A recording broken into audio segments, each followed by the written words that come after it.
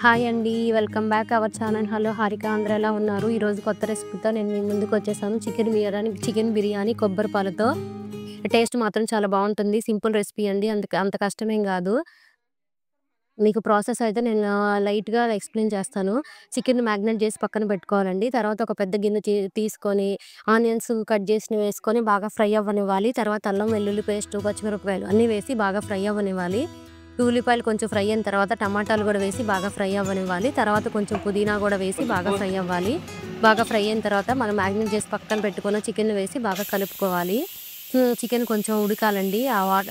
Medium ఫ్లేమ్‌లో పెట్టి chicken ఉడికించుకోవాలి. ఆ వాటర్‌తోనే చికెన్ సగం ఉడికిపోతుంది. సగం ఉడికిన తర్వాత చికెన్‌ని కొబ్బరి పాలు తీసుకొని కొబ్బరి పాలు పోసుకోవాలండి. కొబ్బరి పాలు మీకు అందరికీ తెలుసు కాబట్టి నేనైతే ఏం చెప్పట్లేదు ఎలా తీసుకోవాలన్నది.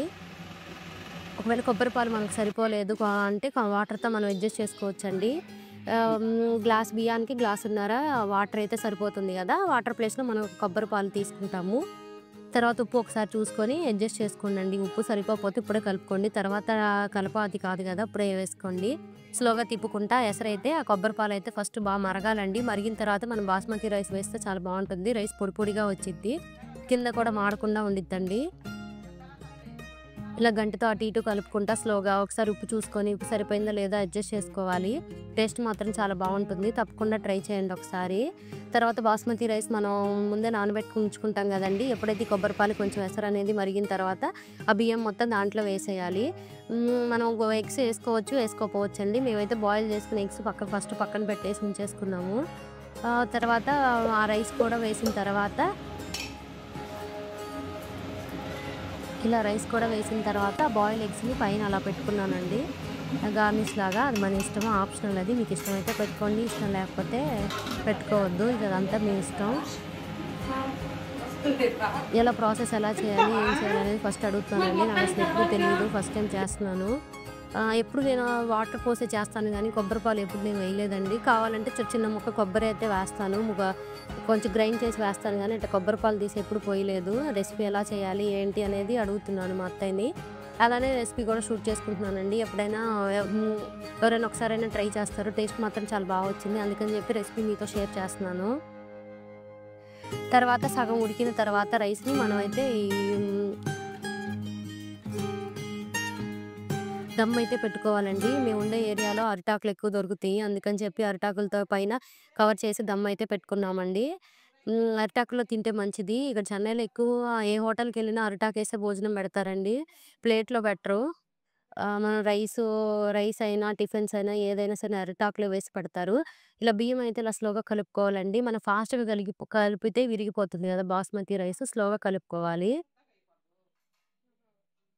అట్లా సగం ఉడికిన తర్వాత మీడియం ఫ్లేమ్‌లోకి పెట్టుకోవాలండి. రైస్ అన్నది సగం ఉడికిన తర్వాత.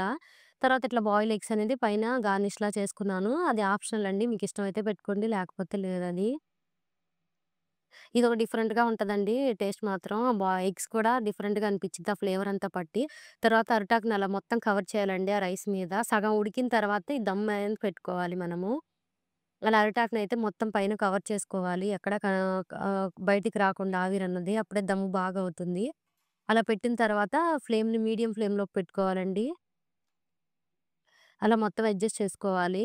ఇట్లా అరిటాకులో తింటే చాలా మంచిదంటారు హెల్త్‌కి. ఇక్కడ ఒక్కొక్క అరిటాకు రూ. 10 అండి. ఇక్కడికొచ్చిన తర్వాత నాకు అరిటాకు ఇంత రేట్ ఉంటదా అనిపిచ్చింది. మన సైడ్ ఎక్కువ తినరు కదండీ అరిటాకుల్లో. ఇలా తర్వాతయితే ఇలా ప్లేట్ పెట్టేసి దమ్ అయితే పెట్టుకోవాలి. మీడియం ఫ్లేమ్ పెట్టుకోవాలండి. మీడియం ఫ్లేమ్ పెట్టుకొని అటు 10 మినిట్స్ ఉంటే దమ్ అయిపోతుంది. తర్వాత బయట కూర్చొని తింటున్నామండి. ఇక్కడ లోపల బయట చెట్ల దగ్గర కూర్చొని తిందాం అనిపించి ఇలా అయితే అందరం కూర్చున్నాము.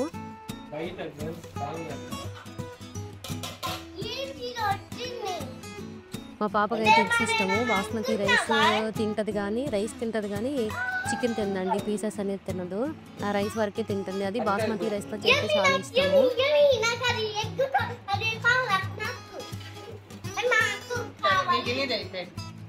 మా పాపకి ఆరాటం ఎక్కువ, తినడం తక్కువ. పెట్టిందాకా 2 ఎగ్స్ ఉందండి. పెట్టిన తర్వాత ఒక ఎగ్ తిని నాకు వద్దని చెప్పింది. పీసెస్ కూడా అసలు తినదండి. ఓన్లీ రైసే తింటుంది. చూసారు, అడుగు కూడా మాడదు.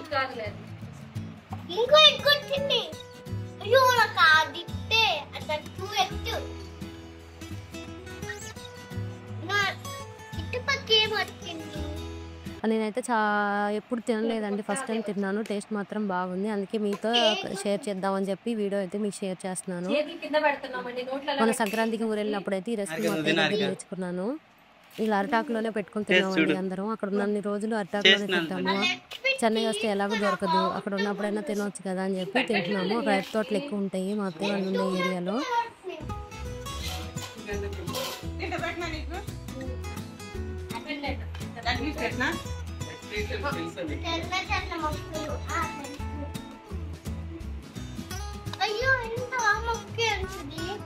చికెన్ ముక్క మాది ఇంకో చాలే ఒకటి